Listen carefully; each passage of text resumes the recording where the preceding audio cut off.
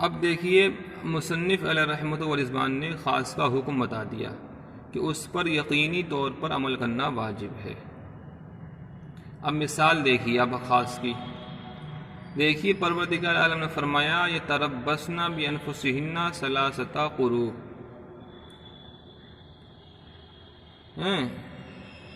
یتربصن کہ وہ عورت جو مطلقہ ہے، مدخول بہا ہے، ذات الحیض ہے، حیض بھی آ رہا ہے اور اس کو طلاق بھی دے دی گئی ہے اور دخول بھی ہو چکا ہے، تو اس کی وہ عورت اپنے نفس کو ثلاثۃ قروء تو 3 قروء تک روکے رکھے۔ تو یہاں پر لفظ ثلاثہ یہ خاص ہے، کیونکہ یہ عدد معلوم کی تعریف میں بولا جاتا ہے۔ خاص کی تعریف ہم نے کیا پڑھی؟ جو عدد معلوم کے لیے یا فرد معلوم کے لیے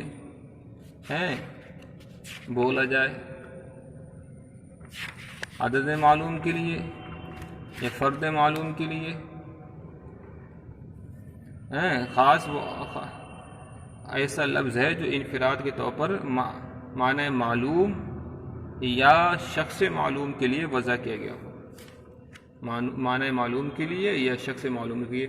اب خاص الفرد کا تو خاص جو ہے 3 طریقے کا ہوگا، خاص الفرد ہے، خاص الجنس ہے،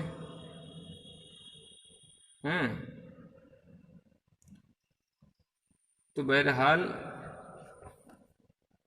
خاص الفرد، خاص النوع، خاص الجنس۔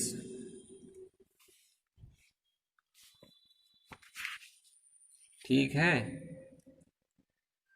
تو اب کہنے کا مطلب یہ ہے ہمارا کہ یہاں پر لفظ ثلاثہ، یہاں پر لفظ ثلاثہ یہ قروء میں لفظ ثلاثہ خاص ہے، کیونکہ عدد معلوم کی معرفت میں لفظ ثلاثہ خاص ہے، لہذا اس پر عمل کرنا واجب ہوگا۔ یہ بات ہو گئی۔ اور اگر اقراء کو اطہار پر محمول کیا گیا، اقراء کو قروء کو اگر اطہار پر طہر پر محمول کیا گیا، جیسا کہ اس کی طرف امام شافعی گئے ہیں اس اعتبار سے کہ طہر مذکر ہے۔ اب طلبہ کرام اس عبارت کا خلاصہ ہم آپ کے سامنے رکھتے ہیں۔ یتربصن بانفسہن ثلاثۃ قروء، اس عبارت میں مصنف علیہ الرحمہ نے خاص کتاب اللہ کی مثال ذکر فرمائی ہے۔ کتاب اللہ کی مثال، کتاب اللہ سے خاص کی مثال ذکر فرمائی ہے، جس کا حاصل یہ ہے کہ مطلقہ مدخول بہا ذات الحیض غیر حاملہ کی عدت کے بارے میں اختلاف ہے۔ چنانچہ احناف کہتے ہیں کہ اس کی عدت 3 حیض ہے، احناف کے نزدیک 3 حیض انہوں نے مان لیا، لیکن شوافی کہتے ہیں کہ اس مطلقہ مدخول بہا ذات الحیض غیر حاملہ، غیر حاملہ ہونا چاہیے، ذات الحیض ہونا چاہیے، مدخول بہا ہونا چاہیے، اور مطلقہ ایسی مطلقہ جو مدخول بہا ہے، ذات الحیض ہے، غیر حاملہ ہے، اب اس کی عدت شوافی کہتے ہیں کہ اس کی عدت 3 حیض نہیں بلکہ 3 طہر ہیں۔ دونوں فریق آیت مذکورہ سے دلیل لیتے ہیں اس طور پر کہ آیت میں مطلقہ عورتوں کی عدت 3 قروء بیان کی گئی ہے، 3 قروء، تو یہاں قروء میں ہی کیا ہے اختلاف ہے۔ قروء سے امام اعظم نے حیض مراد لیا ہے اور قروء سے امام شافعی نے طہر مراد لیا ہے۔ اب دونوں کی دلیل سنی۔ قروء کی جمع ہے، کہتے ہیں لفظ یہ قروء یہ لفظ قرا کی جمع ہے، اور حیض اور طہر کے درمیان میں یہ قروء کیا ہے مشترک ہے، اس کے معنی قروء کے حیض بھی آتے ہیں اور طہر بھی آتے ہیں، یعنی قرا کے معنی حیض کے بھی آتے ہیں اور طہر کے بھی آتے ہیں۔ امام شافعی طہر کے معنی مراد لیتے ہیں اور امام ابو حنیفہ حیض کے معنی مراد لیتے ہیں۔ اور جب ایسا ہے تو امام شافعی کے نزدیک مطلقہ مدخول بہا ذات الحیض غیر حاملہ کی عدت 3 طہر ہوگی، اور حضرت امام ابو حنیفہ کے نزدیک 3 طہر نہیں بلکہ 3 حیض ہوگی۔ اب دونوں کی دلیلیں آپ سن لیجیے، پہلے امام شافعی کی دلیل سنیے اور پھر ہم امام اعظم دلیل بھی دیں گے اور ساتھ میں اس کا رد بھی کریں گے۔ امام شافعی کہتے ہیں دیکھو لفظ ثلاثہ مؤنث ہے، اور عربی زبان میں 3 سے 9 تک کے عدد کو استعمال کا قاعدہ یہ ہے کہ معدود یعنی تمیز اگر مذکر ہو تو عدد مؤنث آئے گا، اور معدود مؤنث ہو تو عدد مذکر آئے گا، الٹا ہونا چاہیے۔ ثلاثہ رجل الٹا لانا ہے آپ کو۔ تو صاحب اصول الشاسی کہتے ہیں عربی زبان میں ثلاثہ رجال،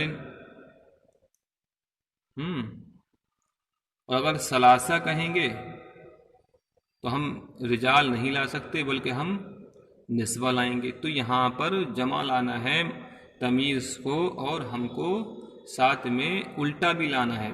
معدود اگر مذکر ہے تو تمیز مؤنث ہے تو ہم کو عدد مذکر لانا پڑے گا۔ تو یہاں پر امام شافعی کی دلیل یہ ہے کہ آیت میں لفظ ثلاثہ مؤنث مذکور ہے، اور عربی زبان میں 3 سے 9 تک کی عدد کے استعمال کا قاعدہ یہ ہے کہ معدود یعنی تمیز اگر مذکر ہو تو عدد مؤنث آئے گا، اور معدود مؤنث ہو تو عدد مذکر آئے گا۔